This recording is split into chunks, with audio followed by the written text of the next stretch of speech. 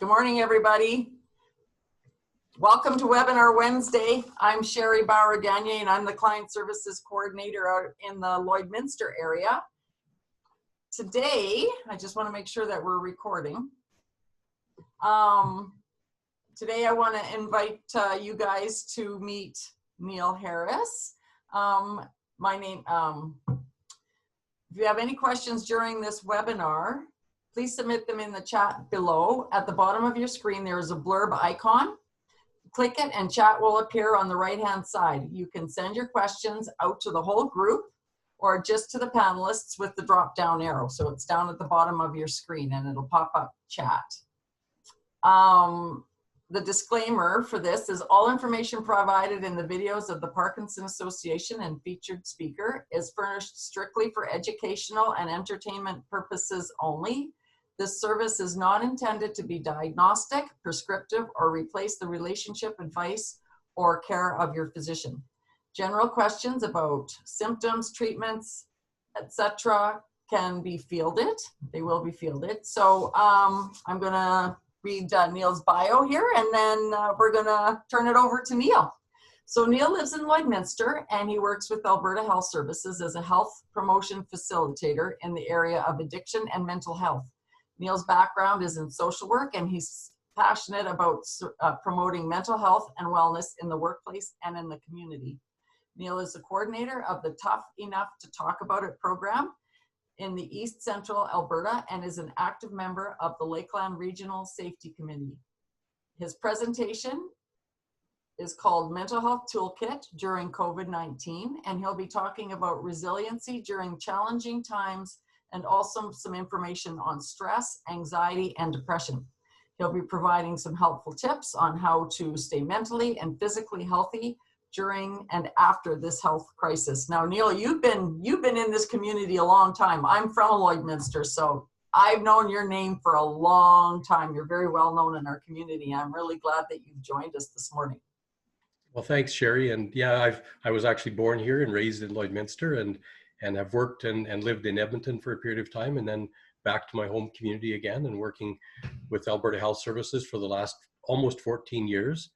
And yeah, as you said, I work with health promotion facilitator. So myself and my co-workers work on the prevention side of addiction and mental health, not on the treatment side. So we're more around education and awareness and resources and information and seminars and things like that. So I'm happy to be here this morning. Awesome. Well, thanks for joining us. Really appreciate it. All right. So if you have any questions, folks, just let us know. And as we go through, I will send those questions forward to Neil, and let's see if we can get some wisdom going today. All right. Thanks, Neil. I'm going to turn it over to you. Thank you, and we'll look forward to, we'll try to answer the questions at the end for sure. So absolutely. Please type in your questions, and Sherry will forward them to me, and we'll try to answer them if we can. Awesome. Looking forward to your presentation. Thanks. Thank you.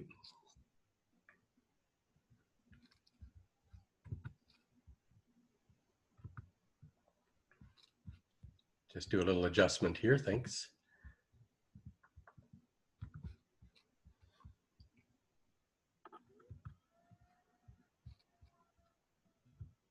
Getting used to the technology here a little bit. We're all in the same boat, so we're patient. We're patient, right, everybody? Can I make those smaller? I'm just going to try that. There we go. Okay, so again, thanks, Sherry, for inviting me. And this is what we call a mental health toolkit for caregivers during COVID-19. And I just want to say a thank you also to Dr. Vanessa Chong from Calgary, who did some of the research and development on parts of this information, and she was grateful enough to share it with me, and so we sort of combined a presentation to fit a number of different backgrounds and around COVID-19. So I love this saying from Nelson Mandela that the greatest glory in living is not in never falling, but in rising every time we fall. And that really speaks to resiliency and many times in challenges, it's the strength to get back up and keep going during difficult times. And that's another definition here about resilience, of course. And it's the process of adapting well in the face of adversity, trauma, tragedy, and the things that we're going through with COVID.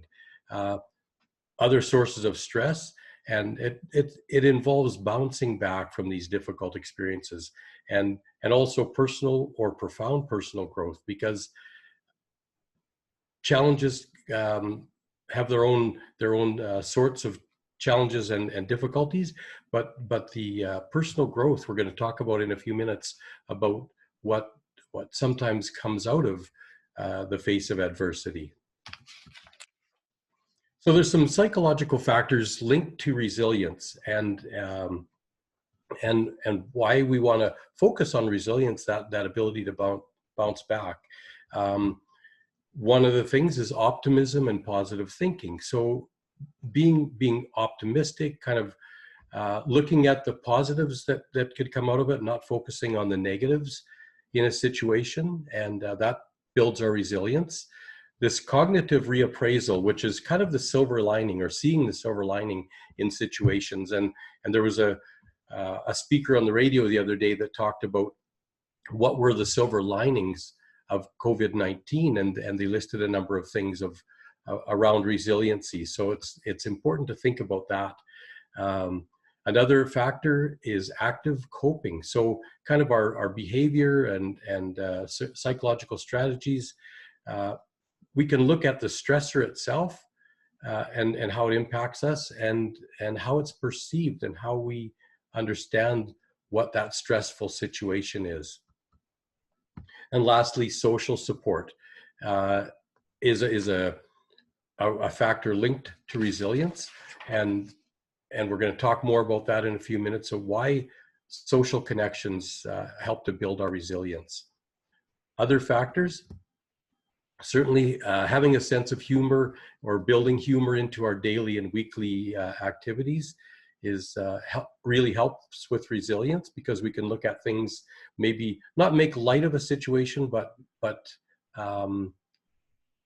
find the lighter side of it, and kind of say, okay, well, this is how it is. That I can't do anything about that. Let's just go ahead, right? Physical activity, so important to building resilience, because physical activity is good for our mental health. Having that kind of pro-social behavior, altruism, right? So that desire or interest in helping other people who are struggling, or other people who are in need, right? And mindfulness is another factor to link to resilience. And many people may know about mindfulness already on this call. I'm going to talk a bit more about that in a few minutes, and why that's important to build our resilience. And kind of lastly, having kind of a moral compass or a purpose in life. So kind of what do we value, what's important to us, what's our purpose in life, guides us in our resilience and our strength to rebound from challenges and difficulties. So what kind of things do we need right now, or what things could help right now? One thing would be kind of that balance in our life. Not that it's a perfect balance, but kind of finding that balance between being gentle to ourselves during these times, and then also pushing ourselves carefully, a balance between those two, a balance also between rest and productivity. So getting enough rest during the day or during the week, and being productive when we're awake and during our day. Caring for others, which I know many of you are doing, or are part of that situation, caring for others or being cared by others. So care for others, and also self-care, that balance between those two as well, and how that helps with our resiliency. And then lastly, distraction and reflection. It's kind of the distraction part would be taking a complete break from our day-to-day or our challenges. Could be just a humorous movie, or a break for a walk outside, and other times a reflection on where am I in my life journey, and in my caregiving role and journey. Other things we need right now would be a sense of control, and particularly over the things that we can control.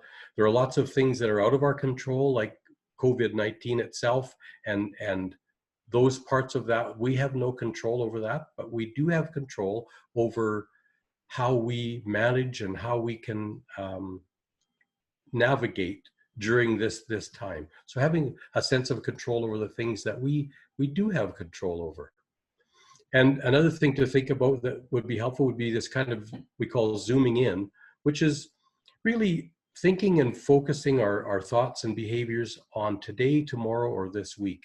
Not looking in the past and saying, I should have done this differently, or looking into the future, saying, when is this going to be over? When is the vaccination going to be available? How much longer is this going to, we don't want to look too far into the future, but mostly focusing on today, tomorrow, and this week, and how am I going to manage and cope these right in the current time.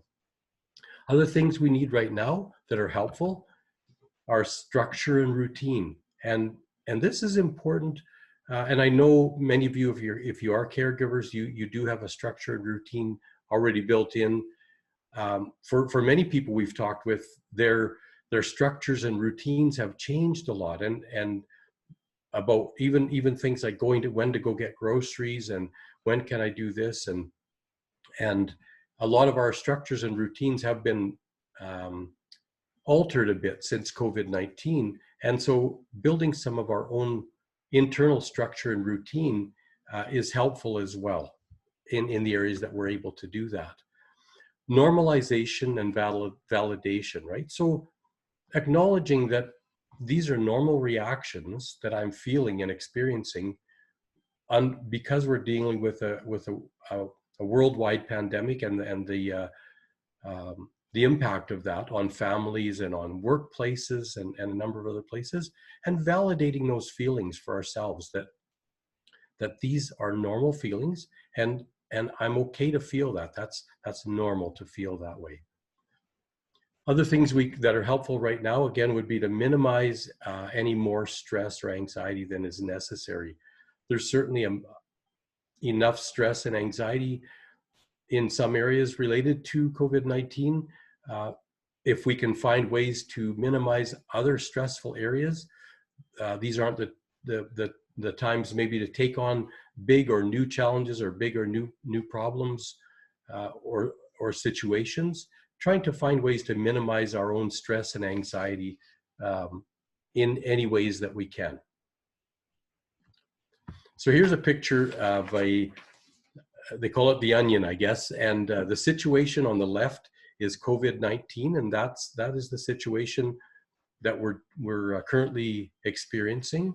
On the right side, you can see the situation in the middle, and then kind of those layers of the onion on the outside, where things that have been added on to the situation, which is the no routine, isolation, checking or watching too much media about it and being overwhelmed by the media, and then unhelpful thinking, worry, anxiety, possibly depression, things like that. Those can start to build on that item itself or that situation, and that's where it can start to become more difficult or more overwhelming. So thinking about what happens about worry and stress around these times, and it is normal to feel worried and unsure about this crisis, and we're sometimes getting mixed information, but it's normal to feel that we don't have enough information, and we're maybe anxious about that. A little bit of worry or helpful worry is helpful in many ways, because it can help us to do something or solve a problem. We're anxious and worried. It'll motivate us to say, I need to do something to make things better for myself. So a helpful worry is not a bad thing in itself.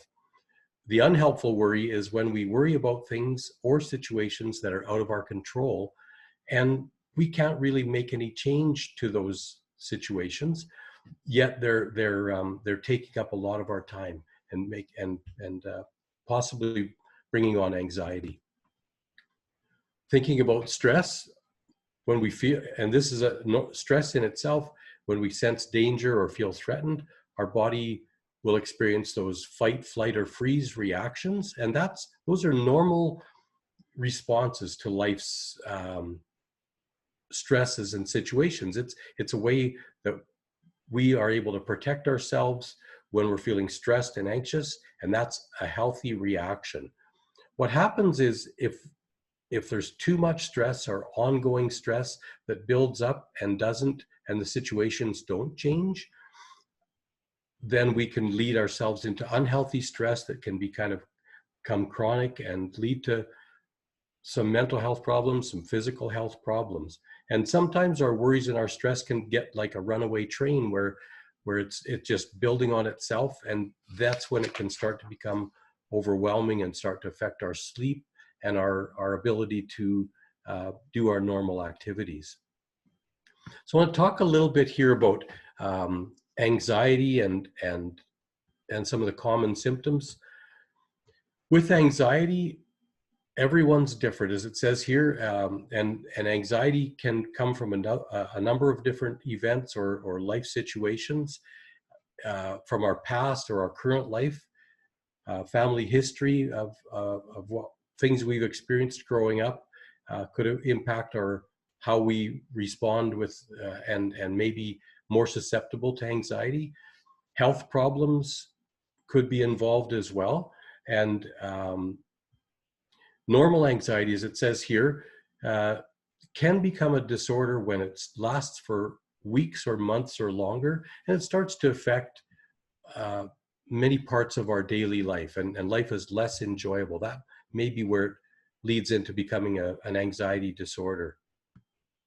Some of the symptoms related to anxiety that we could watch for, physical symptoms could be that quick breathing, shortness of breath, a pounding heart, maybe. You might be feeling sweaty or clammy, shaky or dizzy. People might have upset stomach or stomach pains, feeling nauseous, things like that.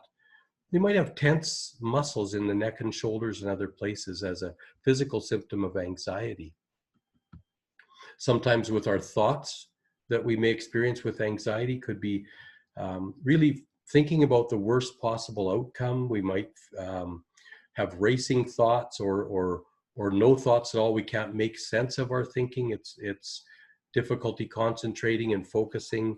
We might be distracted, might have memory problems. When anxiety is becoming difficult for us. In our feelings that we might experience with some of the anxiety could be that we feel tense, we feel on edge, we might feel a sense of panic and worry that something really bad is going to happen.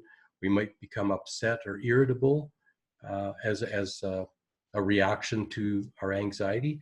And some of our behaviors, some people may start using more alcohol or other substances as a way of coping with their anxiety. Other people might avoid being around other people or situations or tasks, sometimes having trouble sleeping, pacing, fidgeting, things like that. And those could be some of the reactions and symptoms that we could watch for regarding anxiety. Talk a little bit here about depression and some common depression symptoms. And I want to mention that there is a difference between being depressed and having clinical depression. And many people can feel down and blue and sad for a period of time, or because of a loss or grief or a situation. And those would not be categorized as clinical depression. They may be some symptoms of depression, and that would be things to watch for and maybe what can change to improve our situation. Other things that could be connected to depression are similar to anxiety, would be life events, either current or past, our family history. If there's been a history of depression in the family, we may be more susceptible to that ourselves.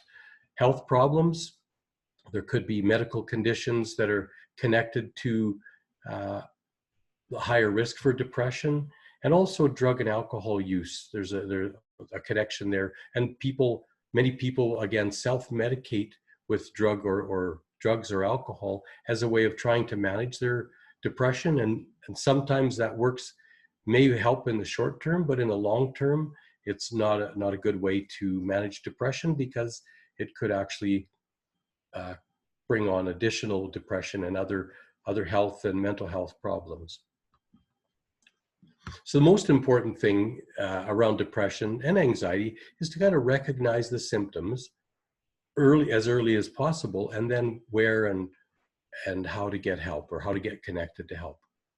So some common symptoms to watch for with depression, again, would be changes in our sleeping habits. We might be sleeping too much or not being able to sleep at all. Might be tired all the time, just feeling sluggish, no motivation, loss of interest in things that we normally used to like doing and enjoy doing. Now we're not really that interested in doing them. You might see weight gain or weight loss, things like that. Headaches, muscle pains could be some of the physical symptoms. With our feelings, a person could feel kind of just feeling overwhelmed and hopeless and helpless, maybe restless, just feeling long periods of sadness and unhappiness and things like that. Some people talk about feeling just kind of empty and numb. They have no feelings at all. And some people maybe feel frustrated and upset. In our thinking, some of the symptoms that may happen could be, persons might be saying, people would be better off without me. Nothing good ever happens to me, things like that. Might be thinking I'm a failure. It's all my fault. You know, I've just messed everything up. Those could be kind of the ruminating thoughts that a person may have while they're experiencing depression, and that in itself can really add to the other symptoms of depression as well. And our behavior, persons experiencing depression may want to avoid family or friends or social situations. They just want to get away from people and be more isolated. And it's interesting that what helps with depression is connecting with community and connecting with our social connections. But people experiencing depression tend to isolate and pull back away from people. So it can be difficult sometimes helping someone with depression to get them out into social situations. Even a little bit can help as well. Other behaviors could be not finishing things, our tasks or our jobs or things like that. Using substances, as I said, alcohol or drugs, as a way of coping or trying to manage with their depression, and having trouble making decisions and getting things done. And another reaction to depression for some people is actually anger. I would say, tend to say many more men, one of their reactions to depression is anger. It might come out in moodiness and grumpiness towards their spouse or at work or situations like that. So some things that may help with anxiety and depression. What can I do for anxiety? And the goal really is here, as it says, to manage anxiety and not eliminate it completely. A little anxiety, as I said, is okay. It helps us motivate us. If we're feeling anxious, a little bit of stress, it tells us that we're alive, number one, and that it may motivate us to meet a goal or a deadline or a project and things like that. So a little bit is good. A lot of anxiety can be very unhealthy. So things we could do, we could talk to our doctor or healthcare provider, and they could determine if it's medication that's somehow affecting our anxiety, or a medical problem. They'll do maybe some other physical tests to determine is there a connection to anxiety around that, and find out from that background. Other things that could be helpful would be keeping a mood journal for a couple of weeks, just tracking your moods, the days that you're feeling more anxious, less anxious. Are there situations that bring on more anxiety? And counseling may be a part of the treatment for anxiety, or a combination of counseling and medication as well. What can I do for depression? And depression and anxiety are the two most common mental health problems, and also the two most readily treatable. And so it's good to know that these are very common and very treatable as well. So things that could help for depression would be developing some self-care strategies that can help manage our depression. And I'm going to talk about that in a few minutes, about some tips and things we can do to build more self-care. Again, talking to your doctor or healthcare provider, maybe having a complete physical checkup to make sure there aren't any medical conditions that may be bringing on or maybe connected to our depression. Again, here you could keep a mood journal for 2 weeks and track your moods, the good days, the bad days, the things that are challenging. And that could give you an idea of what things maybe we are within our ability to change or improve as well. And again, medication, oops, just jumped too fast there. A combination of medication and counseling can be helpful with anxiety and depression as well. So some things, as I don't, some of this may be a bit of a repeat, but just to as in a point form, I guess, things to manage stress, depression, and anxiety. As I was mentioning before, how important social connections are. And it's not easy during COVID-19 to establish those good face-to-face social connections. And so finding other ways to do that, and many people are, just as we are today, through Zoom and through FaceTime and different ways like that, telephone calls and things like that. Other things that can help are staying physically active as much as possible. And I know for many on the call, maybe that's not the easiest thing. If there's a way to build some physical activity into our day and our week, is really good for our mental health. I made a point this year, since COVID, prior to that, I would usually just have my lunch break was about a half an hour to 3/4 of an hour, and then I'd be back to work. And since COVID, I've made a point of going for a walk every noon hour, just a short one, to the end of the block or around the block and back, get outside, get a little bit of physical exercise, get the blood circulating. And I've found it's really helpful in the afternoon to, I have more energy and I'm able to get through my tasks in the afternoon a lot better. So just even a little thing can really help. Other things that are helpful is kind of being productive at home or at work. And it doesn't mean being productive or loaded with a to-do list or activities, but productive in a way that it's manageable, and that you do have things that you can look forward to that you're doing during your day and your week. Practicing self-care, and I'm going to talk more about this in just a couple of minutes, why that's so important for our mental health.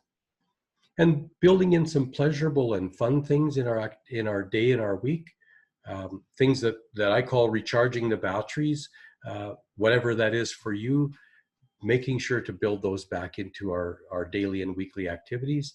And of course, eating healthy foods and getting enough sleep. And that we all know that, but sometimes when we're stressed and anxious, we do a couple of things that aren't as helpful, which would be eating quick energy food or food that's maybe not as healthy for us, and our sleep is impacted. So if we can be sure to build in some good healthy food and getting enough sleep, very helpful for our mental health as well.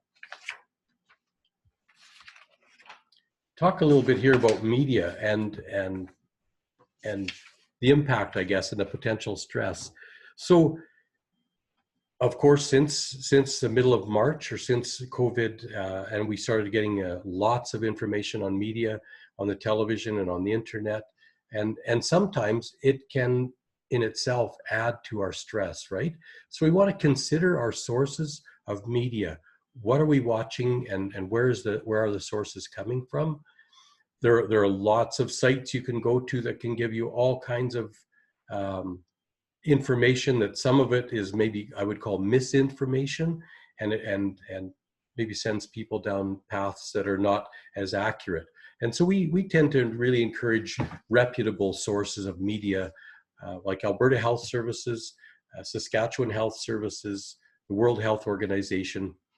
These are reputable, they're researched, and they're going to be current and up to date.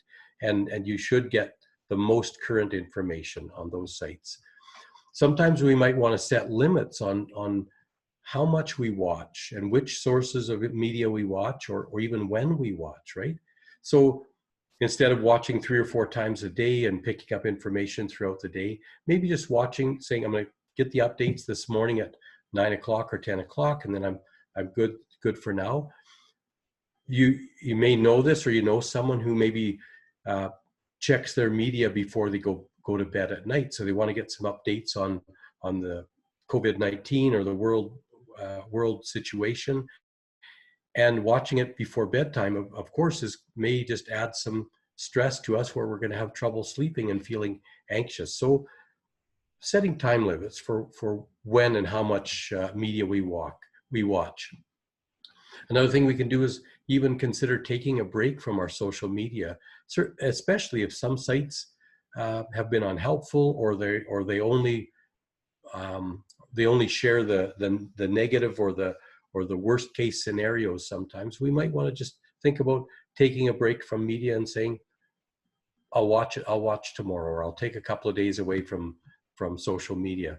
And again, looking at which sources of social media could have a positive impact on you, maybe follow those ones. I always think about Dr. Henshaw and her reports with Alberta Health Services. She's always very calm, very direct, and gives a hopeful message about where they are, even when things were challenging and there were some outbreaks in certain areas. She's just seemed very steady, very calm, and that in itself was very calming for anyone watching her, and saying, okay, they've got things in control, they're managing it, and that is always a way of reducing stress as well. And just again, consider, are there any social media or things that you're watching that are now going to add more drama to your life? It might be conversations with friends or relatives, and it may cause additional stress just by talking about it, or hearing other people said they saw this message or this thing on media, and they think that that's going to be the way to help it, and so on. And it could just, as I say, it could add additional stress to what we're already dealing with. This next slide is one of the ones that was designed by Dr. Vanessa Chong from Calgary.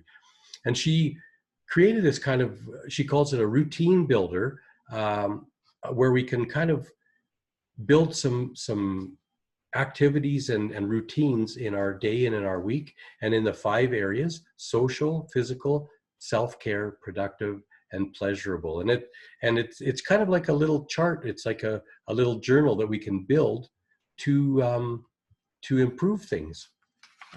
So I'll just start off with some of these in these 5 areas. So social routine builder, think to yourself, what's one thing that I could do to build my social circle during this time? And that might be contacting some old friends that you haven't talked to for a long time, or making that additional Zoom call with family or friends, or something that's going to connect you socially, whatever that one thing might be that you could add to your social routine. And here's a list of things here, as it says on the board.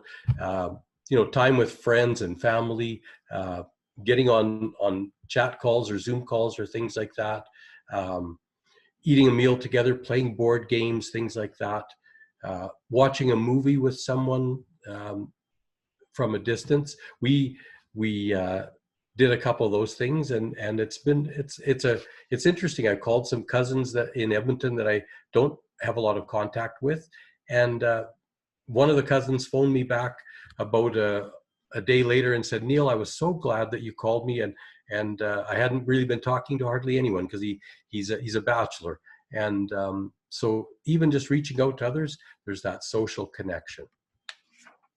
The next one, a routine builder, would be what's one thing we could do to build or increase our physical activity. And as I was mentioning, that one thing I did was I just go for a quick walk at noon hour, down to the end of the block and back, or around the block, and just get outside for that little bit of a short time. What could you do to improve your physical activities? And here's some listed here on the chart as well. Going for a walk, online yoga or Tai Chi, fitness videos, stretching or rolling out your muscles. Even if you're in a limited movement situation, what could you do to uh, increase some physical activity? Other things would be indoors or outdoors activities, riding a bike, home exercise equipment, things like that. So there's lots of things you could build into the physical activities. Our next one is this one about self-care and how important that is.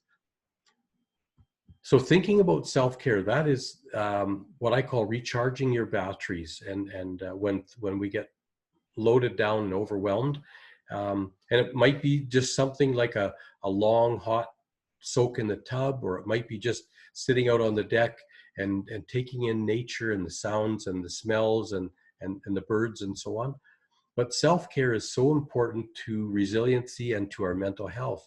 So think about, what is one self-care thing that I could build into my day or my weekly routine that would help with my stress level. And here's a list of things here. As I said, sitting outside in nature, you could start a journal of your activities and situations. Meditation and mindfulness. Having a bubble bath, it says here, eating a healthy meal or cooking a healthy meal. Just our regular routine of getting up in the morning and having our regular shower, brushing our teeth, doing our hair, those kind of things. Getting dressed, even when we're working from home, dressing up like we're at work, or that I guess it takes us out of that. Okay, I'm working from home, I can lounge around in my sweats or my t-shirt, but it's self-care. It's like, I value me and I want to look and feel my best. You can post inspirational quotes or affirmations around your house, or place them on other people's windows. I know around town we've seen hearts on windows and messages, positive messages and things like that. Another routine builder would be in our productivity. So what could be one thing that you could add to your productivity that would be rewarding to you, and you'd feel good because you got that task done or that activity done. They've got some things listed here on the right. Rearranging furniture or fixing something, like doing some home improvement little job that you wanted to get done. Organizing a closet, and that doesn't mean I have to do it all in this one day.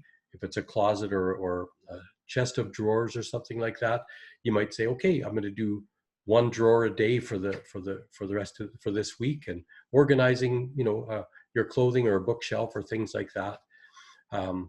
Sign up for an online cooking class or music class or things like that. Cleaning your car, kind of organizing your balcony or your yard space if you've got it, things like that.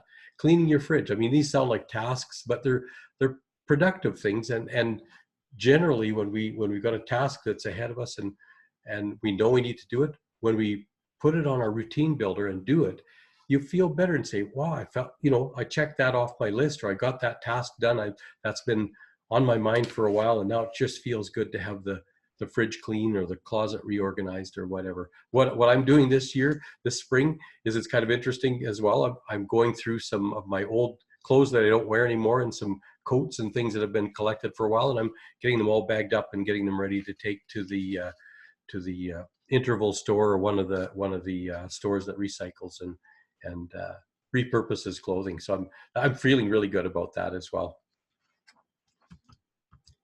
And our last routine builder is that pleasurable or fun activity. And sometimes this one gets put to the bottom of the list for some reason. We kind of don't think of ourselves in this way as well. That self-care part is that I just don't have time now. I've done all these other things, and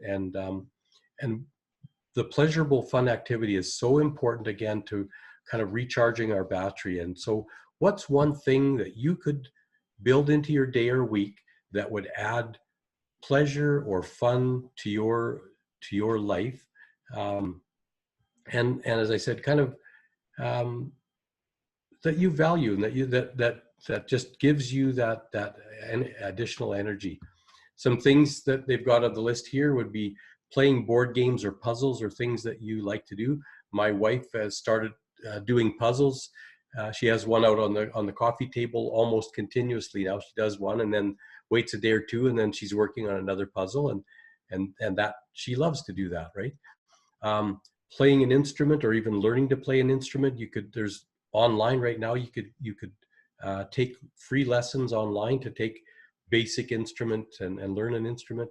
Arts and crafts or jewelry making, things like that. Listening to music or making a new playlist. You could make a playlist of your favorite motivational songs and put those on and while you're doing activities around the house.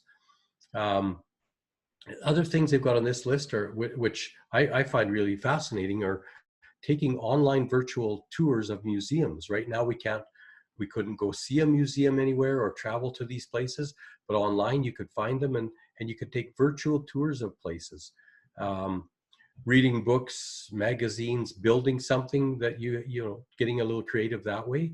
And just other activities that you can build in that are fun and recharge your battery as well.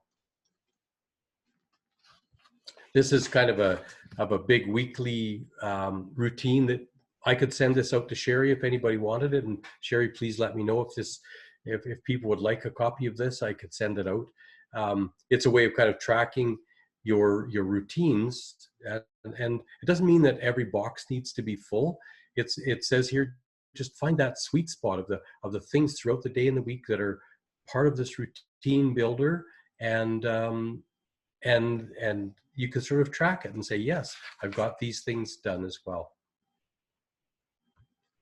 So a little bit about positive self-talk and reminding ourselves that you are resilient, and even the work that you're doing and the caregiving that you're doing and or receiving, that you are resilient. You've proved that to yourself, to your family, to the people close to you.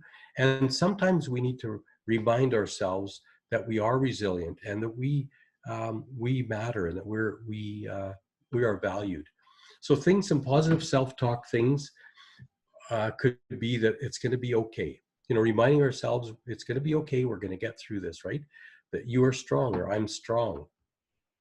I've got this, or you've got this. You can get through this, right?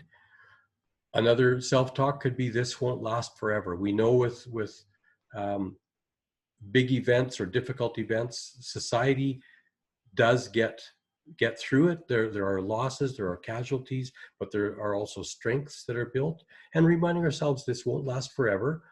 Things are going to improve, and together we can do this. And so that's a message that Dr. Henshaw has said a lot, is together, working together, we can do this. We can get through this, right?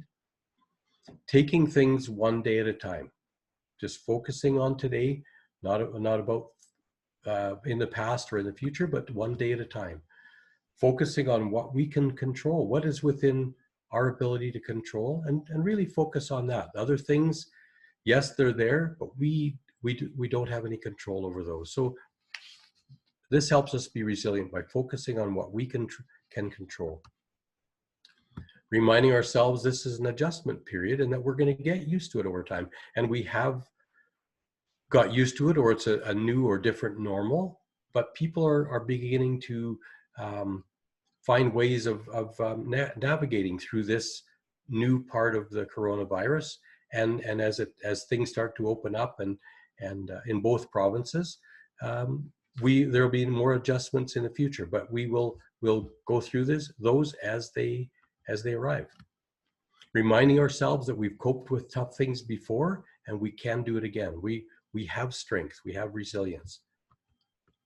And focus on what you need today, tomorrow, and this week. And I know I've said that before, but that really reminds us that that this is where our focus needs to be, is just on the current situation, not into the future, at all.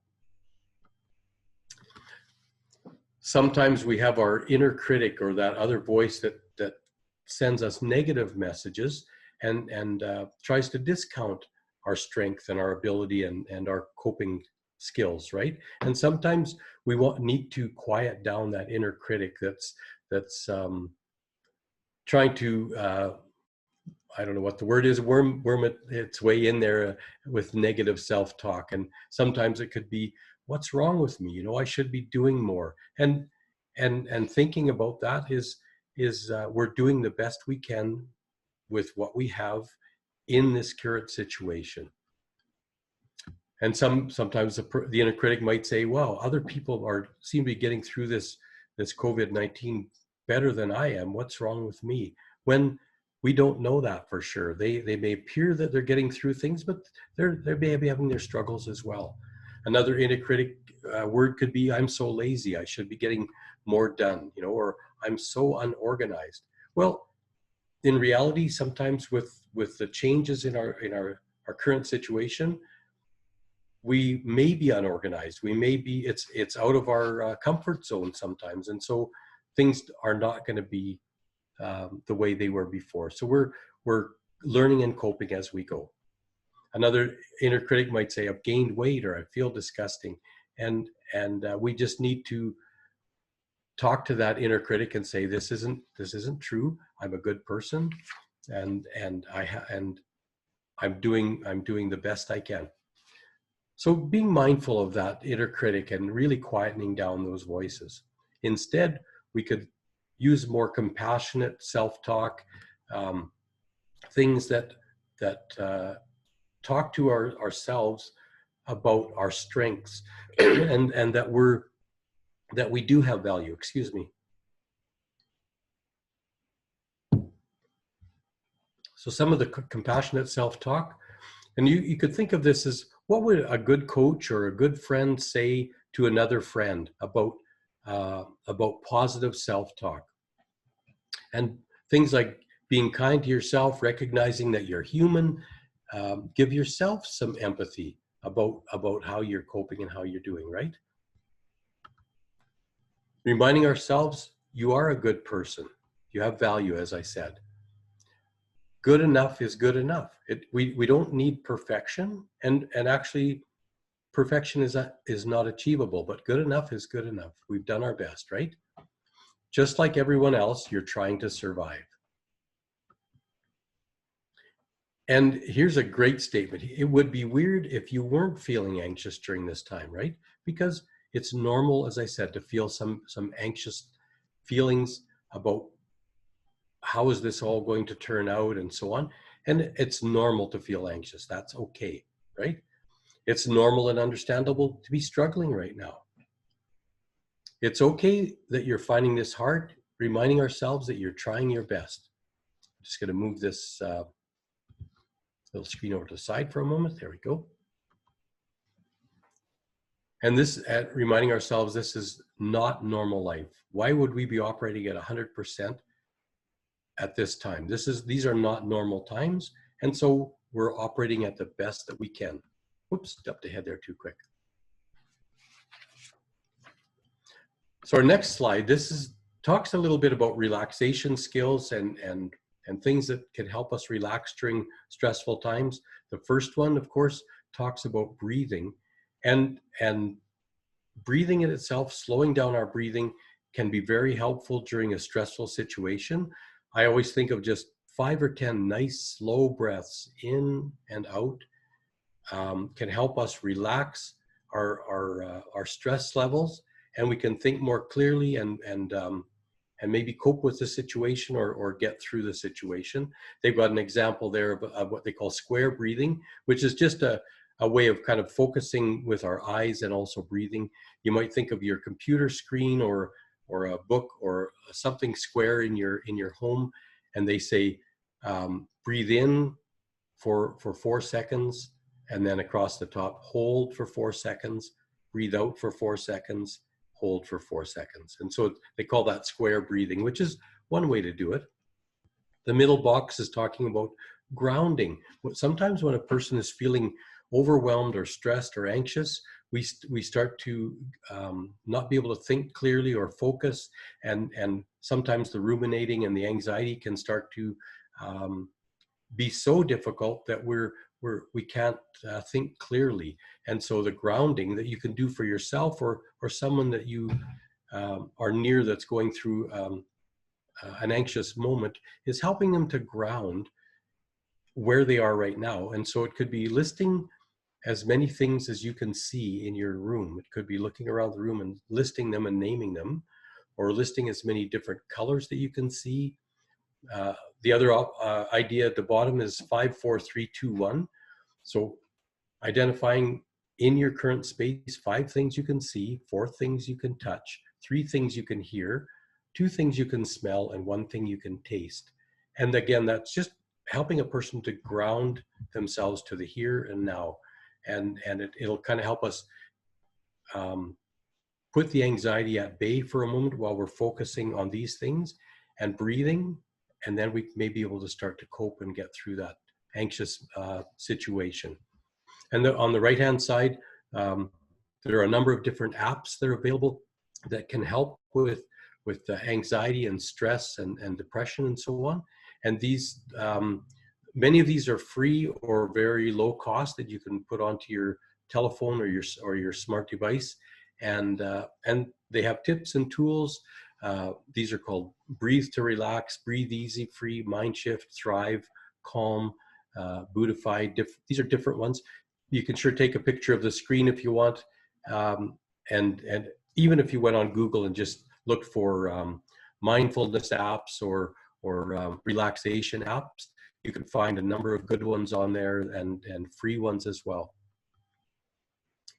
I love this picture about mindfulness, and again, I know many people probably on the call know about mindfulness or practicing it and using mindfulness, but I've been introduced to it a little bit more in the last couple of years through our work, and it's become a bigger part of some of the work that we do in schools and in community groups is around understanding and learning more about mindfulness. And the picture here tells it all. I really love this, where a person's going for a walk with their dog because they want to kind of get away from everything. But on the left-hand side, the person is thinking about all the difficulties and problems and challenges in their life and the deadlines and the things they've got to do, and not a very enjoyable, relaxing walk because the mind is so full, and that's what they call mindful. Or on the right-hand side, the person is changing their focus and saying, I'm going to focus on the sun, the trees, the dog, the air, and the sounds around me. And I'm just going to breathe and walk and take that in. And that's what mindfulness is. Yes, those situations are still going to be there when you get back. However, a little break of mindfulness can actually help us cope with all of those other things a lot better when we just give our mind a chance to relax and take a break. So it is kind of a different approach for managing worries. It's just focusing on ourselves and our self-care. So it's kind of being in that present moment with acceptance and without judgment at all. Just, this is me where I am right now. And sometimes we can get stuck focusing on our past regrets or our future worries, and that can cause a lot of stress and anxiety. What mindfulness does is it acknowledges those are there, but it kind of helps us to focus on ourselves and help us connect with our current thoughts, our current feelings, and our current environment. And that can come by just breathing, listening, turning off all distractions for, it could be just 5 or 10 minutes in a day, to just breathe and take in the sounds and the sights around us, and focus on one of the exercises we've done with our work is called a kind of a body scan, where we're sitting in a chair and then we just focus on our feet and then our ankles and then our legs, and then work our way up to our torso and shoulders and neck and all the way to the top. And it's kind of and while we're doing that, we're breathing, slowly breathing, and very helpful to kind of refocus and become very mindful of our own body, our own breathing. So as it says here, we learn to observe ourselves and respond to ourselves with compassion and kindness as our thoughts and feelings come and go. So it's kind of a chance to remind ourselves, it's okay. I'm okay right now. I'm going to get through this situation, and can be very helpful. There's some resources here as well, or websites that you can go to get more information about mindfulness. And again, please feel free to take a picture of this, or if Sherry would like me to send these out to you, I can. I guess this will be recorded so people can go back on and find these as well. But these are some of the sites that we would recommend as well. And again, some of these are the names of them as well. Mindfulness app, Stop, Breathe, and Think, the Smiling Mind, Headspace. Any of these are good. The Calm one at the bottom right is offering some more free content, particularly due to COVID-19. So they've added some things to their app as well. So a final note, talking about post-traumatic growth, and that's kind of that, what are some of the silver linings and the things that people develop and grow during or following a traumatic event or a situation like COVID-19. And some of the things that have been found that were pretty amazing were people having more of an appreciation of life, of their own life, an appreciation of their own existence. It's been a time for many people to do some self-reflecting about where am I in my life and where am I going? And it's, there's been a really appreciation of, and sometimes of being thankful of the things that we have and how fortunate we are to live in the country we do and have the healthcare that we do have in a number of these things. And so really a greater appreciation of those things. Many people have deepened relationships or more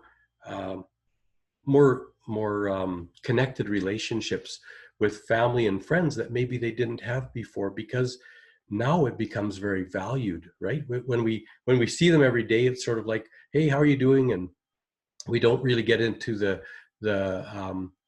maybe the depths of a relationship.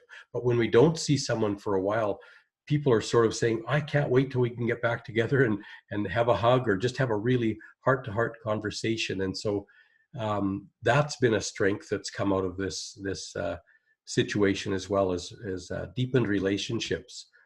Other people have talked about new possibilities in life. So new interests and opportunities or paths in life. People are learning new things online, or they're learning that they can take different paths, or they can learn new information that wasn't maybe available or it hadn't come up because of our normal day-to-day living. But now, when we've been sort of quarantined or more time at home and more time searching things online, sometimes we've found new opportunities and new paths in life that would not have come available had it not been for this health crisis. Other things that we may see are personal strength that has grown, or personal growth, feeling stronger, feeling more confident. And part of that is that resiliency that's saying, you know what, I'm getting through this day to day, and I'm learning new skills about how to cope. And that feels good and gives us some personal strength. And also spiritual change, even though many of the congregations are not connecting and able to actually go to their church services or their faith community, they're having a stronger faith and understanding of their own spirituality. And that might be through self-reflection and reading and connecting in other ways around their spiritual connection. So these are some really great positive things that could come out of a traumatic situation. I just want to leave you, I'm getting close to the end here. We'll have time for questions. There's some helpful resources here as well. Within Alberta, we have the Alberta Mental Health Line and the Addiction Helpline. These ones are 24 hours a day, 7 days a week. You'll connect with someone and they can connect you with the help that you need, or provide it online as well. The 811 line in Alberta will connect you with a registered nurse who can help with your situations, or again, connect you to the resources you need. I know some people aren't in the Lloydminster area, but in Lloydminster we have our community counseling is a addictions and mental health counseling in Lloydminster. Across Alberta, there are mental health clinics throughout most communities in Alberta, or near to most communities in Alberta, that you can get access to no-cost counseling and therapy. Just need to contact Alberta Health Services in your area. We have a mental health navigation tool in Lloydminster, which is an online resource for information and connections to where and how to get help. And on the bottom here, we've got, I don't know if anyone has this, but Text for Hope is an Alberta Health Services initiative as well. If you want to receive a positive message to your phone or smart device every day, just text the words COVID-19 Hope to the number 393939, and you'll start getting a daily message every morning or during the day, something a positive message. And I've been, since the end of March, I've been getting them on my phone every day, and it's interesting that some of them really are fitting for the day that I'm having that day. So I found those to be really helpful as well. And with that, I've sort of come to the end of my information, and certainly would be open to any questions, or Sherry, if there are questions, I try to answer them if I can. Awesome. Thanks, Neil. Speaking of the 3939, the Text for Hope, I got on that one in March as well, and I agree with you. I enjoy getting them every morning, and it's surprising how fitting they are quite often. All right, so I've got a few questions for you. This one the question is, does sleep have anything to do with anxiety and depression? Well, you answered some of that earlier on, but would you like to kind of reiterate that one? This one came at 10:04, so it was shortly after. Okay, yeah, and yes, sleep, the lack of, we adults need anywhere between ideally between 8 and 10 hours of sleep a night, and I know that's not always available, but having a regular sleep pattern will really reduce the risks for depression and anxiety. What happens if we're struggling with anxiety or depression, and then we start having difficulty sleeping, it sort of becomes a bit of a snowball where we wake up and we don't feel rested, and so we're anxious and irritable possibly, and consistently, if that starts to happen more often, that can really impact our risk for additional anxiety or depression. And I would say if it continues for a period of time, it might not be a bad idea to talk to a medical professional about your sleep patterns and see what could be done, or could things be changed or improved to help your sleeping. And there are lots of great resources as well on how to improve our sleep and how to get prepared for sleep at night, and no screens in the bedroom, and a regular routine. Sometimes some people like a background sound of just a fan going, or a soft sound of some kind, and darkness, things like that, right? So yeah, there's definitely a connection to the impact of anxiety with lack of sleep. Perfect. All right, another question. This one came at 10:33. Is fussing a sign of anxiety? I've noticed my husband worrying over things unnecessarily. Example, daughter not responding to messages during work hours at home.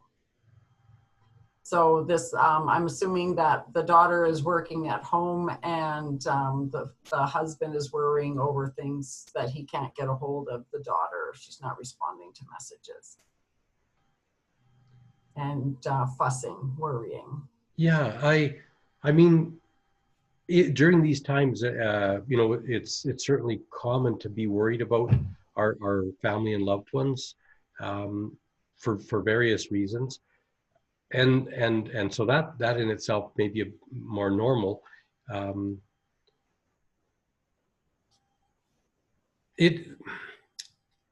As I say, I'm not a therapist or a counselor, so I couldn't say for sure if that would consider to be a concern around anxiety, the fussing. but you know, even the person could just let his daughter know that he was concerned about her, and that everything is okay. Um, it just could be just during these times, a natural feeling to be worried about someone when they're not responding, and maybe helping that person to recognize that when their loved one or their daughter is at work, it's not easy for them to respond to texts or messages or phone messages sometimes, because their work um, is in the forefront, sort of a thing. Good. I don't know if that answered that or not, but Yeah, that helps, I think. And it's kind of like the whole new normal. Hey, it's we're just kind of trying to figure out how this all works together. Yeah. Thanks, Neil. That was good. All right. The final one is, does self-critic sometimes motivate you to get out of your funk? Mm-hmm. gee, that's a great question. That is a great question. I think that's a question a lot of us ask ourselves, doesn't it? Like, it's kind of like that. You know, that's a great question, and thank you for that. I really could see the possibility of that, the sort of the self-critic saying some negative things, and our resilient part of our brain or ourselves is saying, you know what, that's not me. I'm not usually like that. I'm not really like that all the time. So I don't like those self-critic things. So it might motivate me, say, in order to not hear those, I'm going to get motivated and get going and you know, prove that's not true. So that could be that's a great question. Yeah, kind of replace it with some positive self-talk, hey? Yeah, yeah. Those two people Change what? sitting on our shoulders. Yeah, yeah. Change the voice. Change the voice indeed. Awesome. That's all of the questions, unless somebody else has one. Those are great questions, guys. Those are really good questions. I think a lot of us are asking ourselves right now. All right. Oh, So thank you so much, Neil. I got some pop-ups here. Yeah, no more coming up, but that was really awesome. Thanks so much, Neil, for joining us. Really a lot of good information. I was a person clicking some of those things in the background, the square breathing and stuff. That's one that I've practiced quite a bit, and it's always nice to have that reminder. okay. All right, so thank you everyone for joining us. Our next webinar is going to be on July 8th at 10 o'clock, and we will, for that one, we're going to welcome Bonnie McIntyre from Canada Revenue Agency, and she's going to be giving us some valuable information on scams and frauds. I think for a lot of us who are on social media, some of us have been getting those lately. Your host is going to be Courtney. She's the Client Services Coordinator out in the Red Deer area. So for more information on the Parkinson's Association of Alberta, you can visit our website at parkinsonassociation.ca. And you can also follow us on social media and check out our YouTube channel, because there's going to be a lot of good stuff on there. And Neil's webinar will be posted on that at a later date. And Neil, you had mentioned for some of the resources. So if anybody is interested in any of those resources, if you weren't able to take pictures of them or take notes, just let our office know, and we will make sure that we get those out to you, okay? All right, Great. Neil? So yeah, so I'll get Neil to send those to me, and then I can forward them on. Okay, great. And thanks very much again, Sherry, and your team for inviting me today. And I hope everyone has a great and enjoyable week. Thank you. And hopefully we can do this again soon. Okay, thank you. Thanks everybody for joining us. Have a great day. Keep safe, keep well.